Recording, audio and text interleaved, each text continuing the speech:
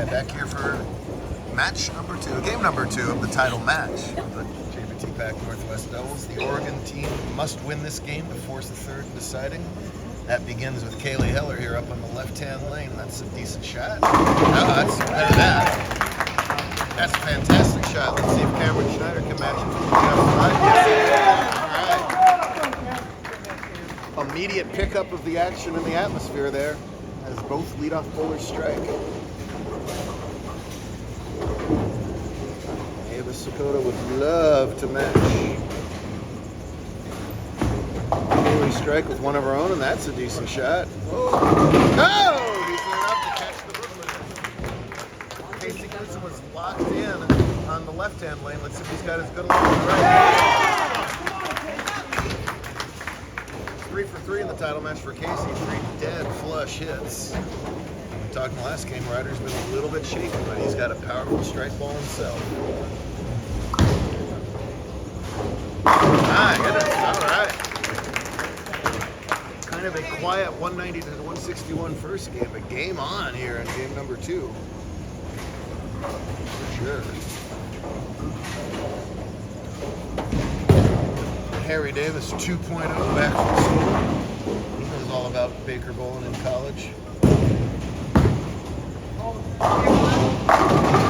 Oh, roll it!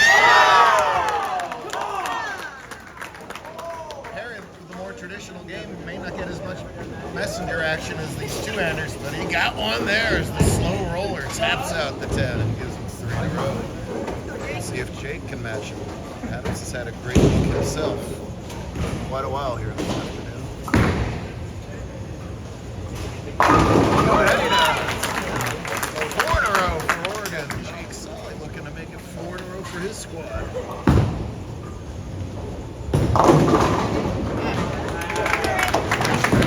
At 3, which puts them behind even further because it's an 8-pin bonus for Esther and team Sean. That's his brother. In case you didn't watch part 1. He much hair and interesting carry. And he's very happy to have way less interesting carry this game than the last match, which is a thriller one by 1 pin in game 3 over there. Jake will go hard and straight.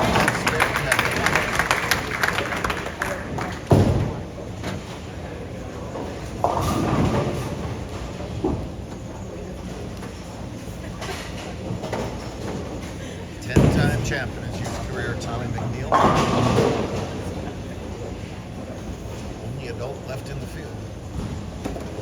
As discussed last game, I'm not comfortable calling Tommy an adult. I find that awful. This shouldn't be.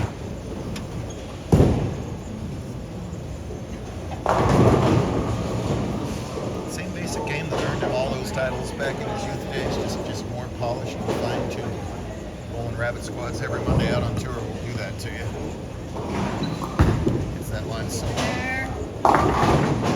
Wobbles on that long pattern at the break point. He's a maximum penalty and count. Well, he's a PBA bowler. That's why I left the PBA washout. After the, what we call it, the tsunami that Ewan left. So maybe 24's got a little bit more of that wiggle spot. Maybe the same thing that Esther did. He's going to take most of the hook out of the ball and almost a little back of that. Too much of the head pin. 5-2 in the 5th. Obviously, giant advantage as Kaylee's looking to make it front 6 for her Baker team. Come on, ball. Oh, yes, ma'am. Wow. Well, when you need to win, there's no better way to respond than front 6. How about that? We've only had 2 or 3 Baker 300s out of all the decades that we've been doing this. It's harder than you think to do. You say, oh, I just got to get a double. That's a great way to look at it. It's awesome. You got to get all 5 of you guys to double. It's like winning a 5-team parlay when you're betting. Sounds like a good idea to actually place that bet. And it ain't such a good idea anymore. What do you mean? New Orleans, Big Town. What? How do I lose my parlay on that? By the head tip. So the string ends at 6, but they are in full control here. Just want to keep that momentum going as much as possible.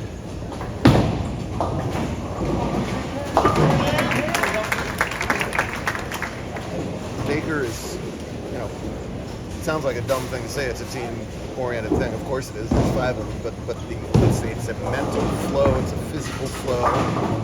Sharing information, sharing energy. That's why we have the teams that are on paper each year, not necessarily be the teams that are the winners. We've seen some absolutely stacked teams over the years and who haven't even been, who don't end up even coming close to the tournament. It's because it's a momentum sport. It's a whole different ballgame. Full college, you know that any collegiate bowl, you totally understand that. And that is Riker's best shot in a while, labeling that ball. Now the interesting thing comes in here where the game's kind of over. So now how do you keep their energy up in what's essentially a garbage time scenario here, and they don't have to worry about figuring out the lane they're on anymore. So they're going to have to go to garbage time to absolute crunch time when we reset here into game 3. So it's going to be a challenge for each of them to immediately again switch gears back into go mode. That slow speed we talked about has been paying dividends for Jacob. That time, slow and high will not. It's the give and take of that scenario. The carry will be fantastic, but when you do miss, you can leave some geometry down there, which you did there, the old 3-4. Never used to see in the old days.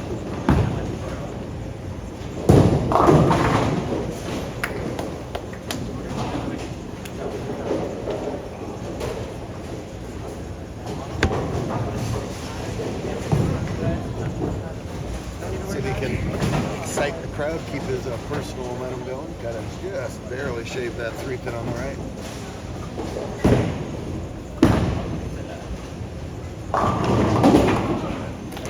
Or you can randomly go for the 4. That works too. I don't care.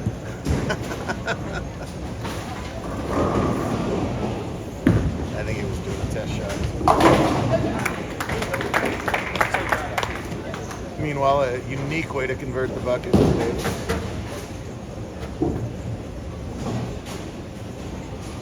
More game on a Sunday afternoon coming up here. Winner take all. We'll stick with the same video for that. We blasted through this game in 7.5 minutes.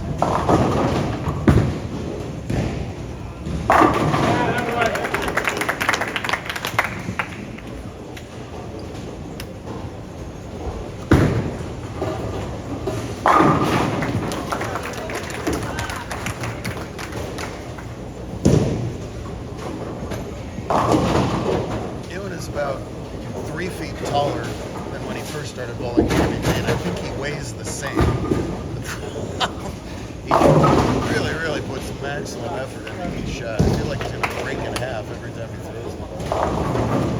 Throws an absolute truck.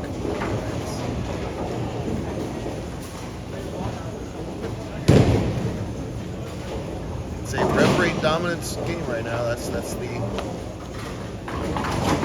environment that's created, so great one to adjust.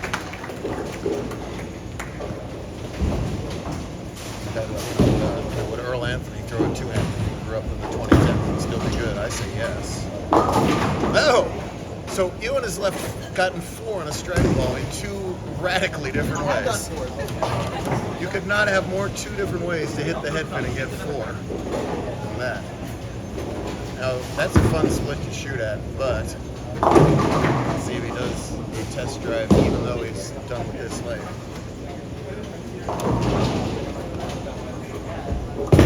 He'll give it a run. All right, preliminaries are done with. Would you like to bowl again? What the heck? One more time, all right? That's it, okay? We gotta go.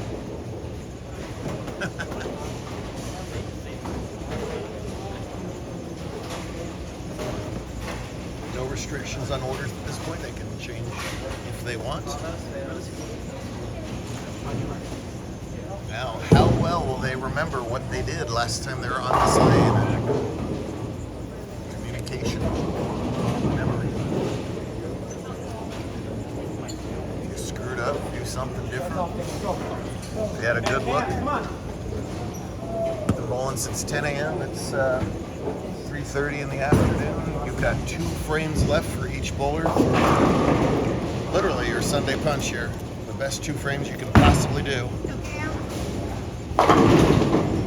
Oh, hey, great.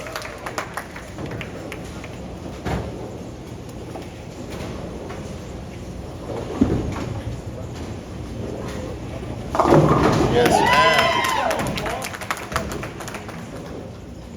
How good has Kaylee been in this title match? Plenty of strikes.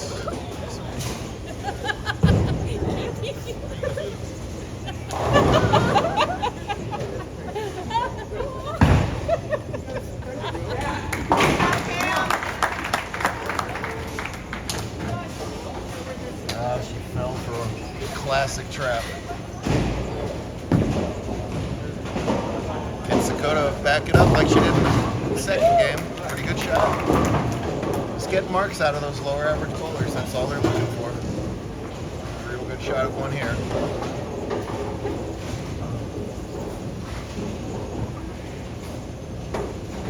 Casey has been phenomenal. Can he keep it up?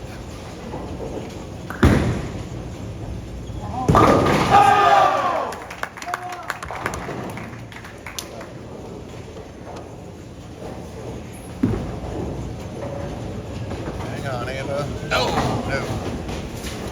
That's one she'd want back. Those 9 outs are so deadly.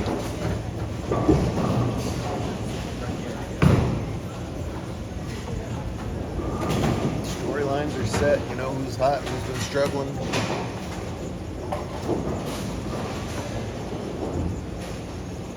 Almost like an overtime type of environment. Through that last best shot.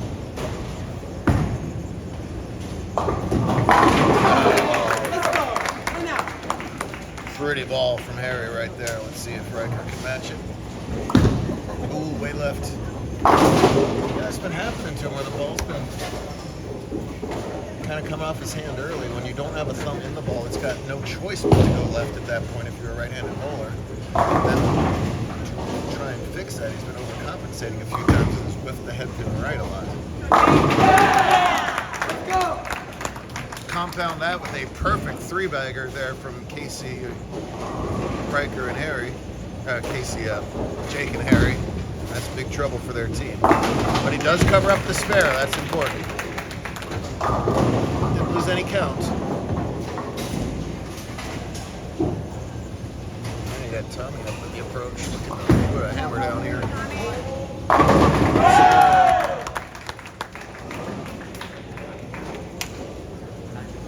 That momentum just grabs and goes so darn quickly. Jacob and company half the field just kind of got hit like by a bullet train here these last 4 shots. So you can stop the bleeding.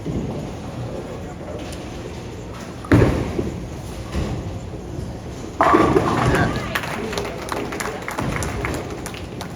Absolutely perfect. See if the 1-6 spot. Oh! Schneider's best shot in a while. Gets an undeserved solid 9 to stop their string. Maybe now Esther can flip-flop the momentum. It's been strike or 4 for everyone so far. Not a sentence you say very often. That's the good side of it. Dead perfect there. Half a game of bowling is an eternity, as any bowler knows, as far as the results of a head-to-head match. Heller keep up the hot hand. Talented kid for all of them. Oh, get that 10 pin out of there. Rats. Rats. That's your case. Your case, you're saying, oh, I'm going to jump all over this.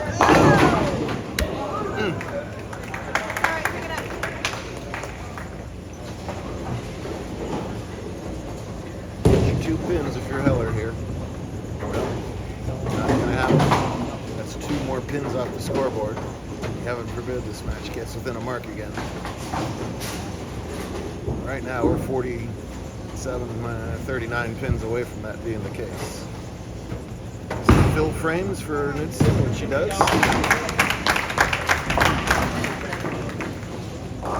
It looks like Casey is about 15 years older than Tommy.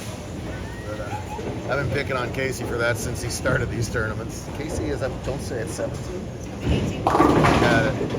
He looked like that when he was 14. So.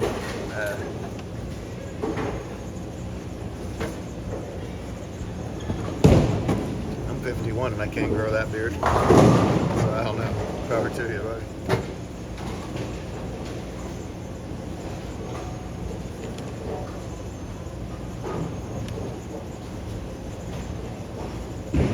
Just keep filling frames.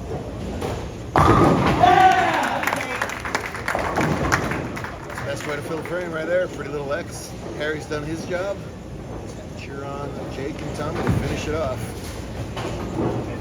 Whittemar gave rats.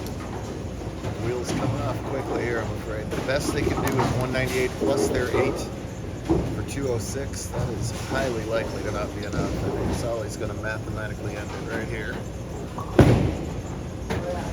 That he does.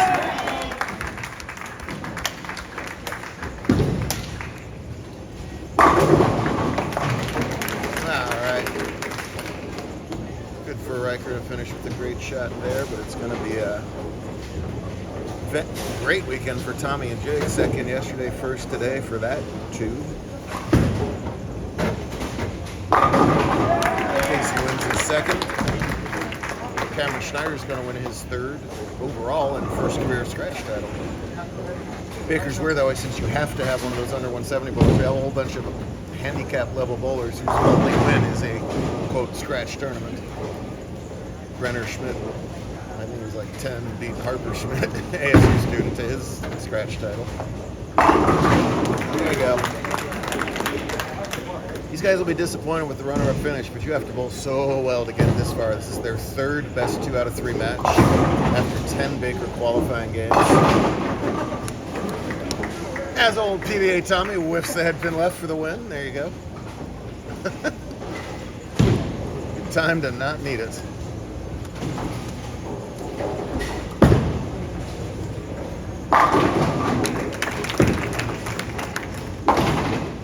Well, the bizarre carry that almost cost Ewan and his team the match last round did not materialize this time. He was great, but they had big numbers to fight up against. 243 is the winning score for those gentlemen.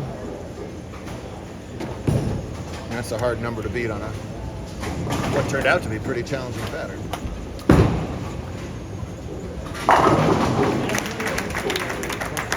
There's a format we don't do very often, but it's called Endless 10th, and as long as you strike out in the 10th, you get to keep going and adding 10 pins to your score. That's his only hope at this point. If it was Endless 10th, he'd have 198, so he would need 5 more strikes after that to win. Which is why we don't do Endless 10th very often. Who knows what formats we'll have in store for you guys in a really exciting winter-spring section. Nice finish from Esther. 10 really excellent bowlers wrap up a great Northwest Doubles weekend and the Baker Team Classic. Handshakes all around. We'll do it all over again next week in the Phoenix area. We're coming for you, Mesa. 10 really talented finalists, great bowlers and great sportsmen all the way around. We love to see that. Your runners up today, Ewan Esther, Riker Wistrand, Ava Sakota, Kaylee Heller, and Jacob Adams. There he is. Thank you. Apparently I can only hold 4 names in my brain. That's the second time I did that.